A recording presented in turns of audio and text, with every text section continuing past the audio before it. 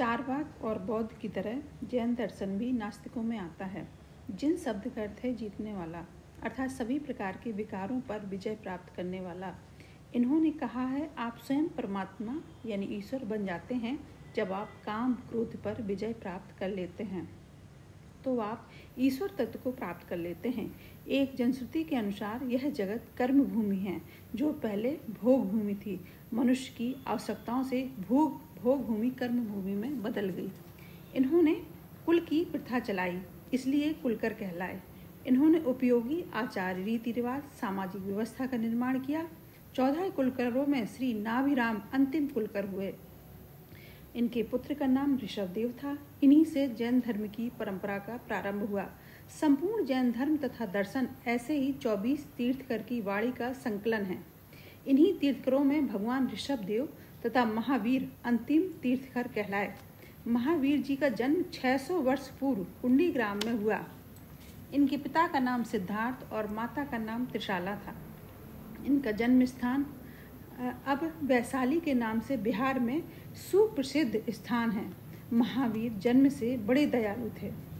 उन दिनों यज्ञों में निरीह पशुओं को बलि देकर इनका मन पिघल गया। 30 वर्ष की आयु में ये ध्यान में हो गए। 12 वर्ष की अवस्था में इन्हें केवल ज्ञान प्राप्त किया। 30 वर्ष तक धर्म का प्रचार कर 72 वर्ष की अवस्था में इनका निर्माण हुआ। इनके 2 साहित्य हैं, दिगंबर साहित्य और श्वेतांबर साहित्य। जैन दर्शन में आत्मा को ज्ञान स्वरूप कहा गया है। जीव अपने कर्मों का स्वतः स्वामी होता है। कर्म ही जीव का बंधन तथा मोक्ष है। बंधन और मोक्ष दोनों प्रकार के कर्मों के लिए जीव ही उत्तरदायी है। हमें ज्ञान प्राप्त होता है इंद्रियों के माध्यम से। इन साधनों में ज्ञान प्राप्त करने वाला जीव या आत्मा ही है। आत्मा को सुख दुख आदि का अनुभव होता है। सांसारिक जीव वह है जो शरीर धारण कर कर्म बंधन में नाना योनियों में भ्रमण करता रहता है। जैन दर्शन में अनेकांतवाद भी कहलाता है। अस्ति और नास्ति 2 विरोधी धर्मों की विवक्षा करने वाला सिद्धांत ही स्याद्वाद है। प्राय सभी भारतीय दार्शनिक आत्मा और शरीर के संयोग को बंधन कहते हैं तथा आत्मा के वियोग को मोक्ष कहते हैं। जैन दर्शन में आत्मा और शरीर में संबंध कर्म के कारण होता है।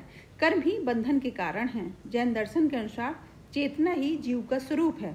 जीव स्वभावतः साधन चतुष्टय संपन्न है, अर्थात अनंत ज्ञान, अनंत दर्शन, अनंत वीर और अनंत आनंद स्वभाव विद्यमान है।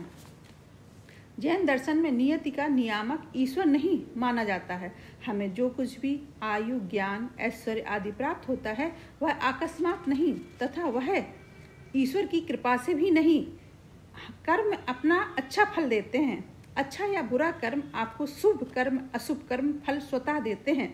इसमें किसी अदृश्य शक्ति के नियंत्रण की आवश्यकता नहीं है।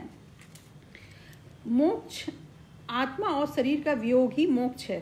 कर्म बंधन से छूटना ही मोक्ष है। कर्म बंधन से छुटकारा पाकर आत्मा अनंत दर्शन, अनंत वीर, अनंत ज्ञान, अनंत सुख को प्राप्त कर लेती है। प्रसिद्ध जैन दार्शनिक श्री उमा स्वामी का कहना है कि सम्यक दर्शन और सम्यक ज्ञान और सम्यक चरित्र ही मोक्ष का साधन है। सम्यक दर्शन में सच्ची आस्था के बिना ज्ञान प्राप्त नहीं हो सकता और सम्यक ज्ञान में मिथ्या दृष्टि निवारण से मिथ्या दृष्टि का निवारण ही मोक्ष में सहायक है। सम्यक चरित्र में अहिंसा, सत्य, औचौर्य, ब्रह्मचर्य और अपरिग्रह ये सम्यक चरित्र के अंतर्गत आते हैं। अहिंसा का अर्थ है हिंसा न करना, अर्थात किसी भी जीव की हत्या न करना। मुनियों के लिए अहिंसा के महाव्रत का विधान है। गृहस्थ अहिंसा व्रत का एकादश पालन करते हैं। मुनि पूरी तरह पालन करते हैं। मुनि पृथ्वी रूप, वनस्पति रूप, अग्नि रूप, वायु रूप आदि किसी प्रकार के जीवों को घात नहीं करते जहाँ किसी प्रकार किसी जीव को कष्ट न हो। नाक पर कपड़ा बांधना, जीव रक्षा के लिए मोर के स्वयं गिरे हुए पंखों की एक पीछी धारण करना आदि। मांस मदिरा का सेवन न करना। सत्य में जैन दर्शन में सत्य का स्वतंत्र स्थान नहीं वरन सत्य अहिंसा की रक्षा के लिए बतलाया गया है। असत्य जो दूसरे के धन का हरण करता है वह इसके जीवन का ही अपहरण कर लेता है। ये असत्य में आता है। ब्रह्मचर्य काम वासना का त्याग करना ही ब्रह्मचर्य है। अपरिग्रह विषयासक्ति का त्याग ही अपरिग्रह है। जैन दर्शन की इस देश की परंपरा में अनेक देन हैं। उसकी तत्व मीमांसा का नाम अनेकांतवाद है। यह विरोधीवादों के समन्वय का सिद्धांत है। एकांगी दृष्टिकोण तो रूढ़िवादिता का परिचायक है। जैन लोग नित्यात्मक तत्व के स्वरूप को मानकर नित्यवाद तथा अनित्यवाद दोनों का समन्वय करते हैं।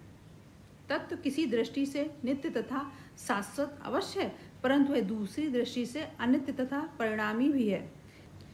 दोनों दो अंत हैं, दो किनारे हैं। दोनों नितांत विरोधी मतों में समन्वय तथा समझौता करना जैन दर्शन की विशेषता है। साथ ही साथ यह जैन धर्म की उदारता तथा दर्शन की विशालता का परिचायक है।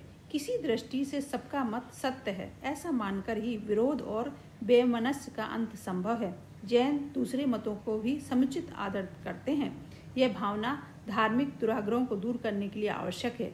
एकांगी दृष्टिकोण से मानव की दृष्टि कलुषित तथा कट्टर बन जाती है। इसे दूर तभी किया जा सकता है जब हम दूसरों के मतों में कुछ अच्छाई देखें। वर्तमान युग सर्वधर्म समन्वय का युग है। इसमें कट्टरवादिता का अंत आवश्यक है। जैनों का अनेकांतवाद इसके लिए अत्यंत उपयोगी है।